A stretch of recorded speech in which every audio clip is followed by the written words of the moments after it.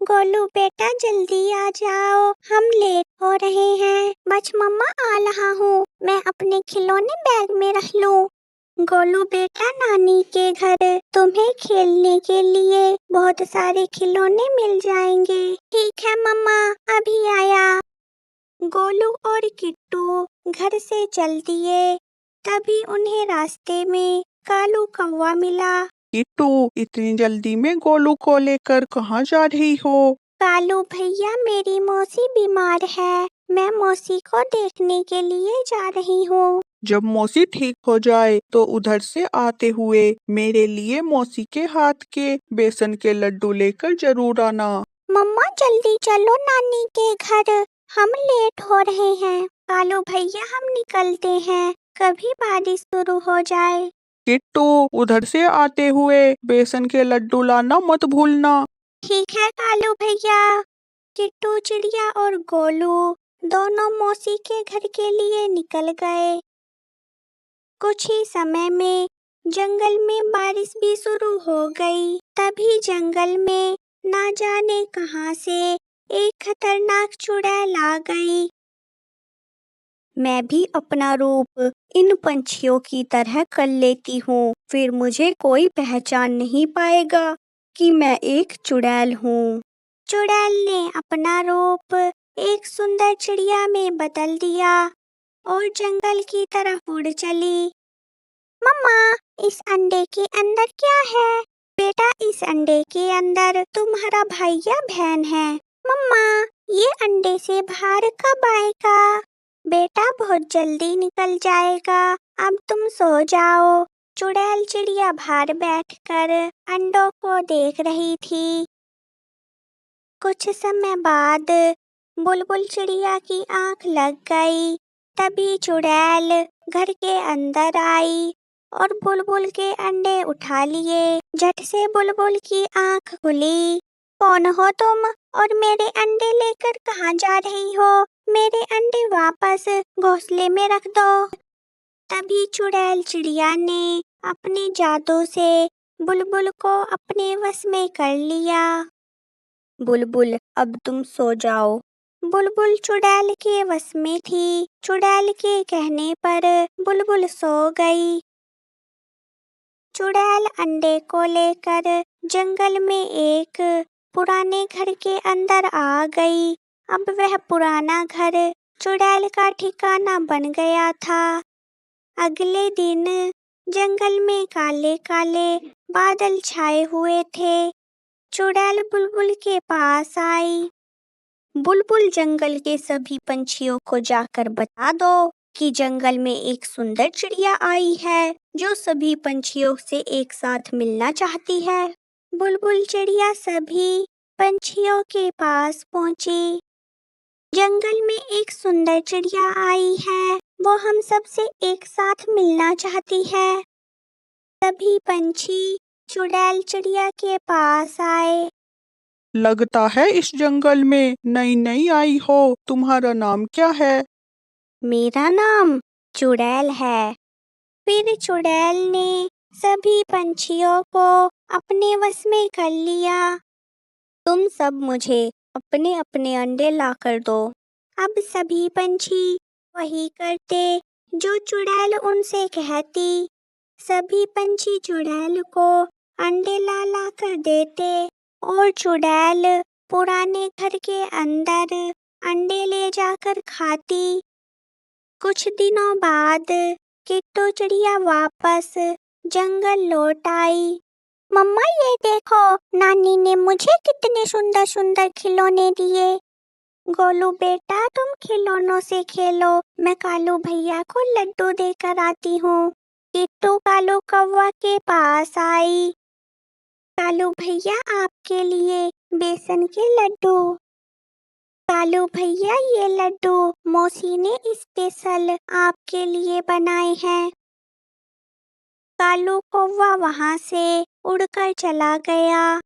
क्या हुआ कालू भैया को? कालू भैया ने मुझसे बात क्यों नहीं की? किट्टू भी अपने घर की तरफ चल दी। तभी किट्टू को टोनी मिली। टोनी, तुम अंडे लेकर कहाँ जा रही हो? टोनी किट्टू किट्टू से बिना कुछ बोले वहां से उड़ गई। सभी पंछियों को क्या हो गया, कोई मुझसे बातें क्यों नहीं कर रहा। रात में बारिश तेज थी और किट्टू सभी पंछियों के बदले व्यवहार को लेकर परेशान थी।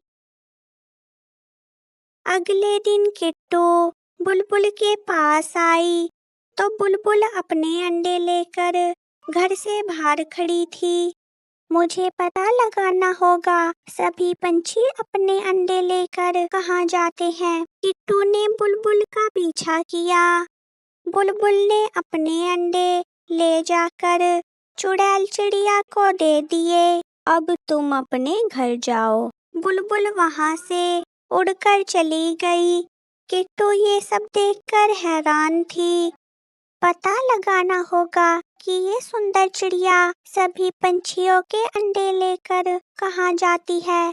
किट्टू ने चुड़ैल चिड़िया का पीछा किया।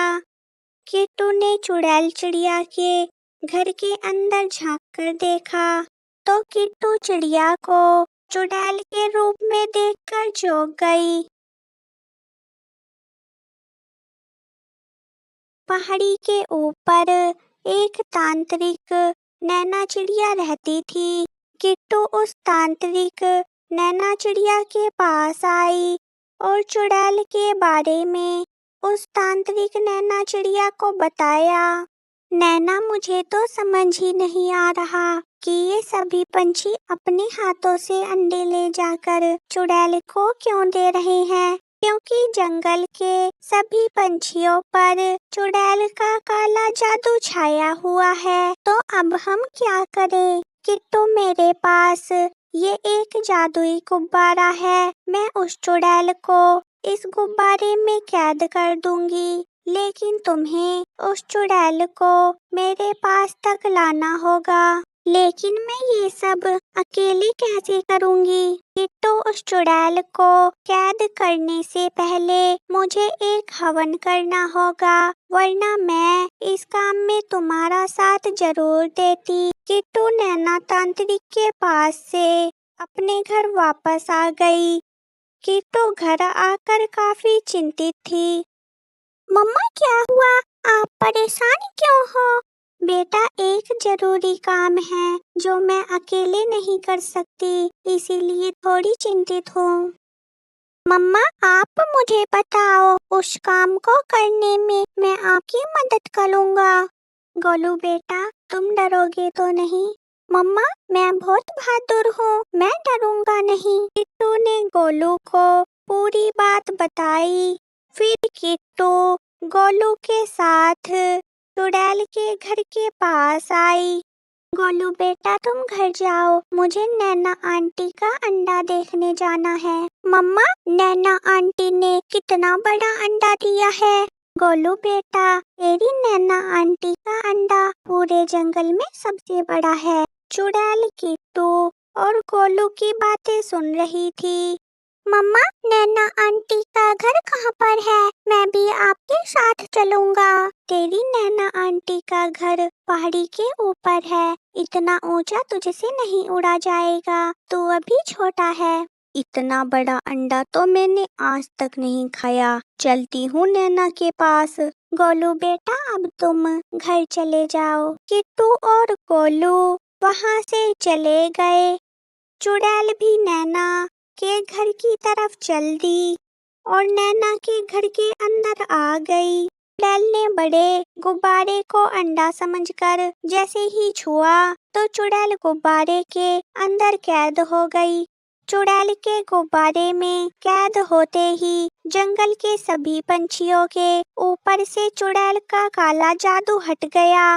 निकालो, निकालो, मुझे यहाँ से निकालो। तुमने जंगल के पंछियों के साथ गलत किया है, इसलिए तुम्हारी यही सजा है कि तुम इस गुब्बारे से बाहर कभी ना निकलो। धीरे धीरे गुब्बारा ऊपर आसमान की तरफ उड़ने लगा। किट्टू, मैं तुमसे इस धोखे का बदला लेने दोबारा जरूर आऊंगी किट्टू, मैं लौटकर। फिर जंगल के सभी पंछी किट्टू की बहादुरी की तारीफ करने लगे।